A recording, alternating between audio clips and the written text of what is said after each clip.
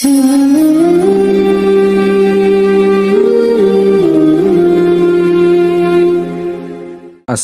আলাইকুম আরহামাতুল্লাহ। সমস্ত নবী রাসূলগণের মধ্য থেকে একমাত্র কিয়ামতের দিন উম্মতকে সুপারিশ করতে পারবেন আমাদের শেষ নবী হযরত মুহাম্মদ সাল্লাল্লাহু আলাইহি ওয়াসাল্লাম। আজকে আলোচনা করা হবে শেষ নবী হযরত মুহাম্মদ সাল্লাল্লাহু আলাইহি ওয়াসাল্লামের সুপারিশের ঘটনা। আবু হুরায়রা রাদিয়াল্লাহু তাআলা আনহু হতে বর্ণিত, তিনি বলেন, একদা রাসূলুল্লাহ সাল্লাল্লাহু আলাইহি ওয়াসাল্লামের সাথে এক দাওয়াতে ছিলাম। ছাগলের সামনের পায়ের একটি রান তার সামনে পরিবেশন করা হলো। তিনি এই রান বড় পছন্দ করতেন। তিনি তা খেলেন। অতঃপর তিনি আমাদেরকে বললেন, কিয়ামতের দিন আমি হব সকল মানুষের নেতা। তোমরা কি জানো কি কারণে? কিয়ামতের দিন পূর্বাপর সকল মানুষকে আল্লাহ তাআলা একই ময়দানে সমবেত করবেন। সে ময়দানটি এমন হবে যে, যেখানে একজন দর্শক সবাইকে দেখতে পাবে এবং একজন আহ্বানকারীর আহ্বান সকল শ্রোতা শুনতে পাবে। সূর্য একেবারে কাছে চলে আসবে। মানুষ এতই দুঃখ কষ্টে নিপতিত হবে যে ধৈর্য ধরার মতো ক্ষমতা তাদের থাকবে না। তারা বলবে, দেখো, তোমাদের সবার কি ভীষণ কষ্ট হচ্ছে, তোমাদের উপর কি বিপদ এসেছে। এমন কোনো ব্যক্তির খোঁজ করো যিনি পরওয়ারদিগারের কাছে সুপারিশ করতে পারবেন। লোকেরা তখন বলবে, চলো আদম আলাইহিসসালামের কাছে যাই। সে মতে তারা সকলে আদম আলাইহিসসালামের কাছে যেয়ে বলবে, আপনি মানব জাতির পিতা। আল্লাহ তাআলা নিজ হাতে আপনাকে সৃষ্টি করেছেন এবং ফুঁক দিয়ে তার রূহ আপনার মধ্যে সঞ্চারিত করেছেন। তার নির্দেশে ফেরেশতাগণ আপনাকে সিজদা করেছেন, আপনাকে জান্নাতে স্থান দিয়েছেন। সুতরাং আপনি কি আপনার পালনকর্তার দরবারে আমাদের জন্য সুপারিশ করবেন না? আপনি কি দেখছেন না আমরা কি কষ্টের মধ্যে আছি, আমরা কি যন্ত্রণা ভোগ করছি? আদম আলাইহিসসালাম বলবেন, আমার প্রতিপালক আজ ভীষণ রাগান্বিত। এমন রাগান্বিত তিনি আর কোনো দিন হননি, আর কোনো দিন হবেনও না।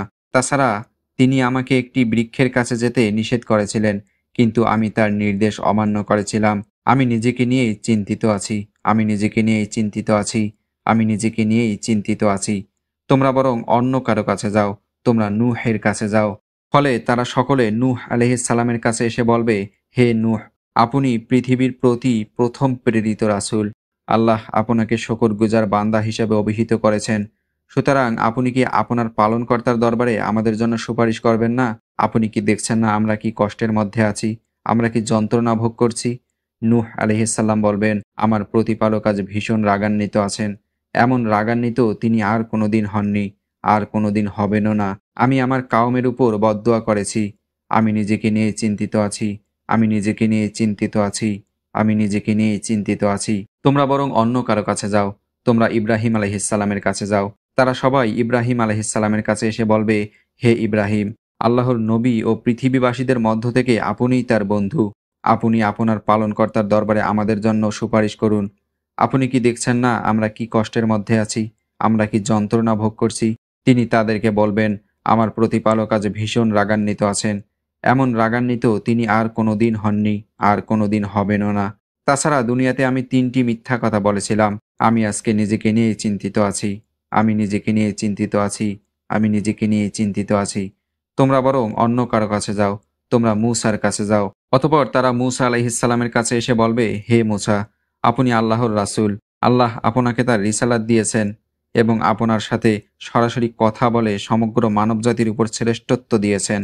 আপনি আমাদের জন্য আপনার প্রতিপালকের নিকট সুপারিশ করুন।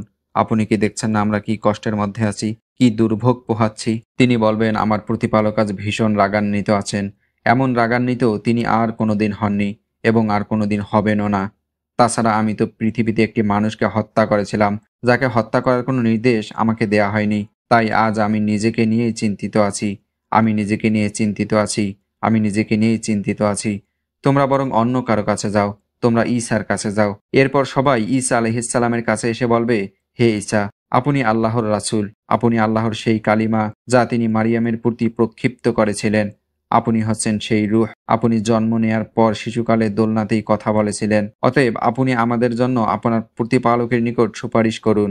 আপনি কি দেখছেন না আমরা কি যন্ত্রণার মধ্যে আছি? তিনি বলবেন, আমার প্রতিপালক আজ ভীষণ রাগান্বিত। এমন রাগান্বিত তিনি আর কোনোদিন হননি, আর কোনোদিন হবেনও না। এখানে ঈসা আলাইহিসসালাম তার নিজের কোনো ত্রুটির কথা উল্লেখ করেননি। ঈসা আলাইহিসসালাম বললেন, আমি আজ নিজেকে নিয়ে চিন্তিত আছি, নিজেকে নিয়ে চিন্তিত আছি, আমি আজ নিজেকে নিয়েই চিন্তিত আছি। তোমরা বরং অন্য কারো কাছে যাও, তোমরা মুহাম্মদ সাল্লাল্লাহু আলাইহি ওয়াসাল্লামের কাছে যাও। সুতরাং তারা সবাই আমার কাছে এসে বলবে, হে মুহাম্মদ, আপনি আল্লাহর রাসূল, আপনি আখিরি নবী। আল্লাহ আপনার পূর্বাপর যাবতীয় গুনাহ মাফ করে দিয়েছেন। অতএব আপনি আমাদের জন্য আপনার প্রতিপালকের কাছে সুপারিশ করুন। আপনি কি দেখছেন না আমরা কি ভয়াবহ দুঃখ কষ্ট যন্ত্রণা ভোগ করছি? তখন আমি চলে যাব এবং আরশের নিচে আমার প্রতিপালকের কাছে সিজদা অবনত হব। অতঃপর আল্লাহ তার প্রশংসা ও গুণগানের জন্য আমার হৃদয়কে এমন উন্মুক্ত করে দেবেন যে ইতপূর্বে কারো জন্য এমনটি করেননি। অতঃপর আল্লাহ তাআলা বলবেন, হে মুহাম্মদ, মাথা উঠাও, চাও তোমাকে দেয়া হবে, সুপারিশ করো, তোমার সুপারিশ গ্রহণ করা হবে। তখন আমি মাথা উঠিয়ে বলবো, আমার উম্মতকে রক্ষা করুন হে আমার প্রতিপালক, আমার উম্মতকে রক্ষা করুন হে আমার প্রতিপালক, আমার উম্মতকে রক্ষা করুন হে আমার প্রতিপালক। উত্তরে আল্লাহর পক্ষ থেকে বলা হবে, হে মুহাম্মদ, তোমার উম্মতের মধ্য থেকে যাদের কোনো হিসাব নিকাশ হবে না তাদেরকে ডান দিকের দরজা দিয়ে জান্নাতে প্রবেশ করাও। এই দরজা ছাড়া অন্য সব দরজাতে সকল মানুষের অংশীদার, অর্থাৎ এই দরজাতে একমাত্র উম্মতে মুহাম্মাদেরই অংশীদার। অতঃপর তিনি বলবেন, যার হাতে আমার প্রাণ আছে তার কসম, জান্নাতের একটি দরজার প্রশস্ততা হচ্ছে মক্কা ও বাহরাইনের হাজারের মধ্যবর্তী দূরত্ব, অথবা মক্কা ও সিরিয়ার বুসরার মধ্যবর্তী দূরত্বের সমান। আল্লাহ রাব্বুল আলামিন আমাদের সকলকে সেই জান্নাতের দরজা দিয়ে প্রবেশ করার তৌফিক দান করুক। আসসালামু আলাইকুম ওয়া রাহমাতুল্লাহ।